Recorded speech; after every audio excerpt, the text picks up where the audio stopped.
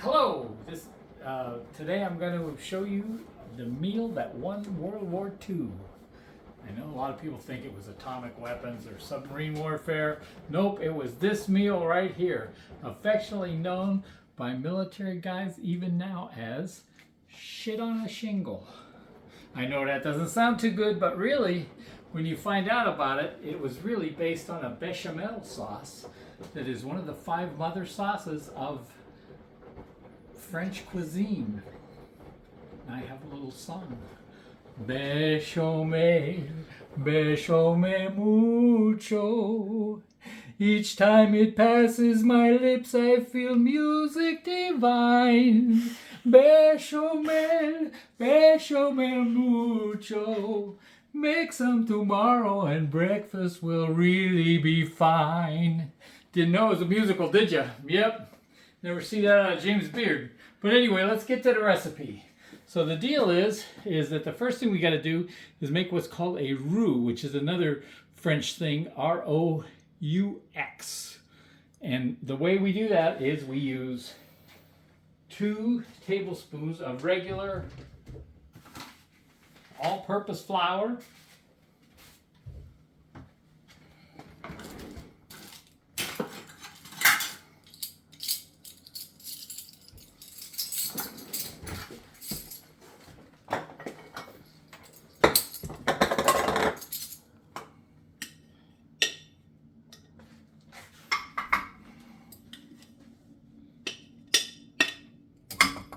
Kind of made a mess there, but clean it up later. Okay, 2 tablespoons of all-purpose flour and 2 tablespoons of butter.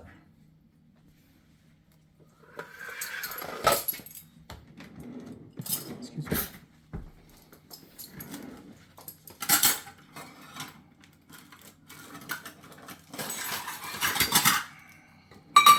The way I do 2 tablespoons of butter is I just get a regular stick of butter, a new one, and right here it has on it the measurements. So 2 tablespoons is like right there. So measure your butter.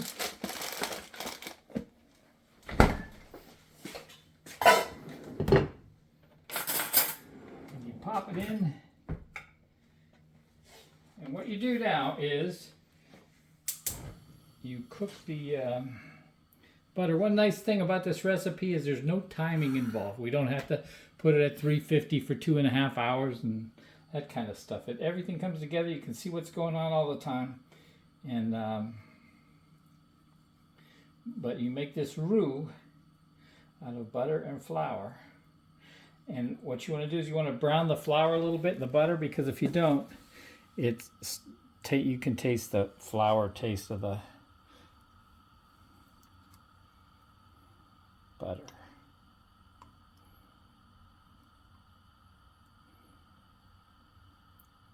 Yeah, so see how this butter turns into a little, kind of fry the flour just a little bit, this butter.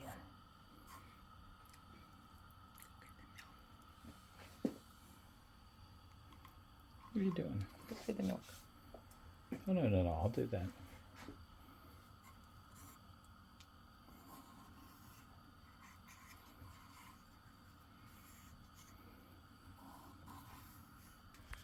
Okay, now as you see, I'm stirring this around. It's making these little, like, Paste. yeah, little paste of butter. And now, what chefs sometimes do commercially is they take this stuff and roll it into little balls and cool it and save it, and they add it so they can make a quick gravy. And they don't have to go through this part, but it's not like really hard to go through this part. Okay, so now we have our roux.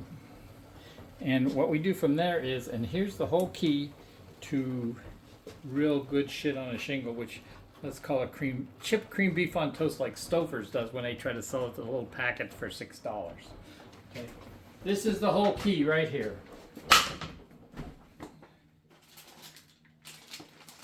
Buttig beef.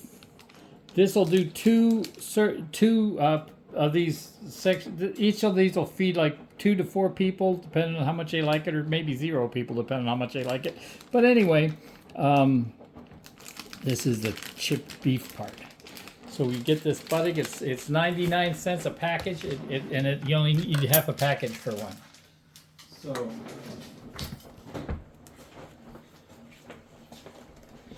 and what you do is you fold it over again, and then you chop it.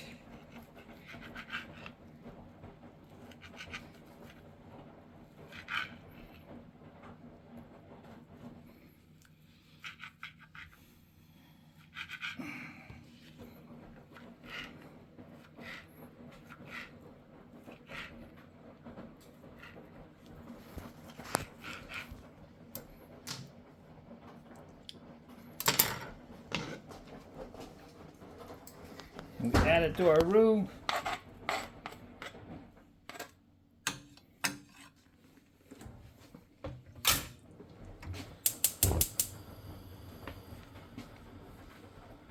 Just warm it up a little bit, mix it up, get it warm. There's a lot of chipped beef in there. I don't know what section of the cow they got that perfectly round circle of beef out of, but I don't think I want to know. Anyway, here we go. Okay, so that's done. And now we get one final thing for the bechamel sauce, and that is milk. But before I do that, I'm going to put in the shingles, which is Wonder Bread. It doesn't have to be Wonder Bread, but Wonder Bread, when I was a kid, they always said, helps build strong bodies 12 ways, and because they used enriched flour in it. So you take 4 pieces, drop it in the toaster.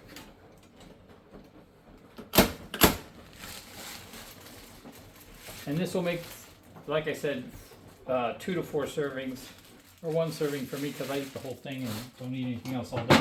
But anyway, okay, so then back to this. Put in 1 cup of milk.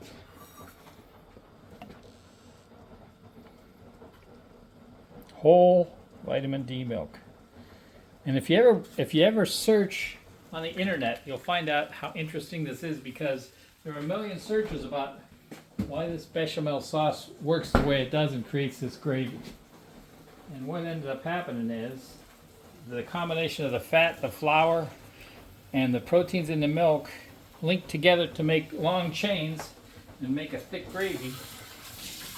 That is delicious.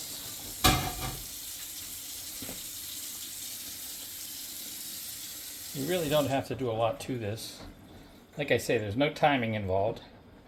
You just keep stir it around a little so you don't get a hot spot. Keep it at low medium heat. It's cold milk, so it takes a minute to warm up.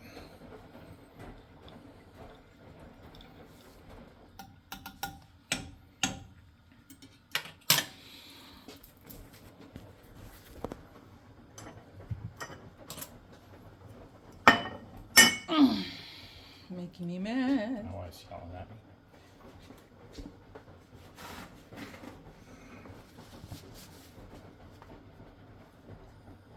Turn this up just a minute.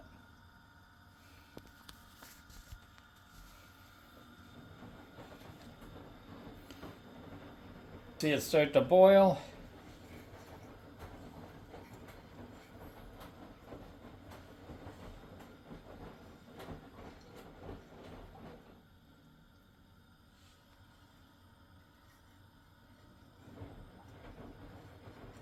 And as I'm stirring it, I feel it start to thicken. I'm going to get a plate out.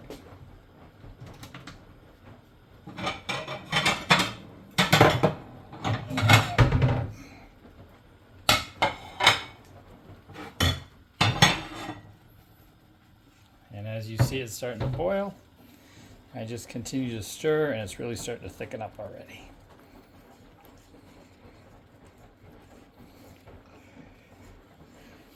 And it's pretty good, so I'm going to knock it down. Going to add a little pepper.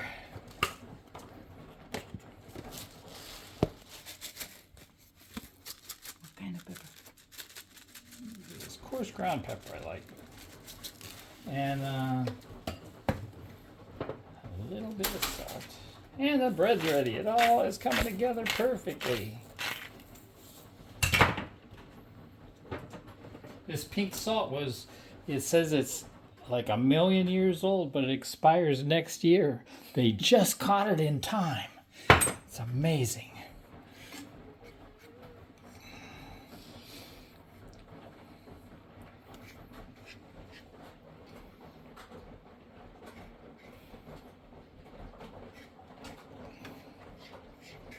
Oh, look at that gravy. Ooh, baby.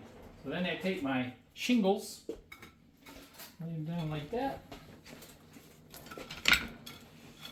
Like I say, ordinarily you'd feed 2 of these to somebody.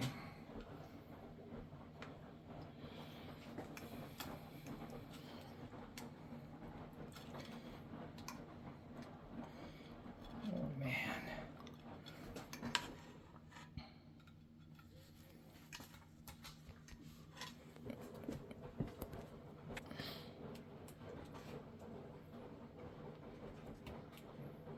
S.O.S, the meal that won the war. I was in a galley one time and this woman looked at us eating this stuff and we loved it. She said, "What is that?" And I said, "You won't find this on the menus of the finest restaurants in Europe." She said she agreed.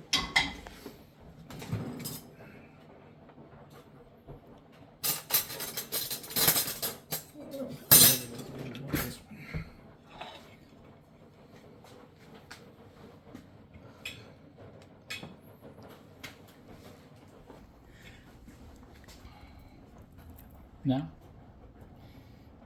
Okay, and then what I usually do is I cut it in half and cut it in thirds.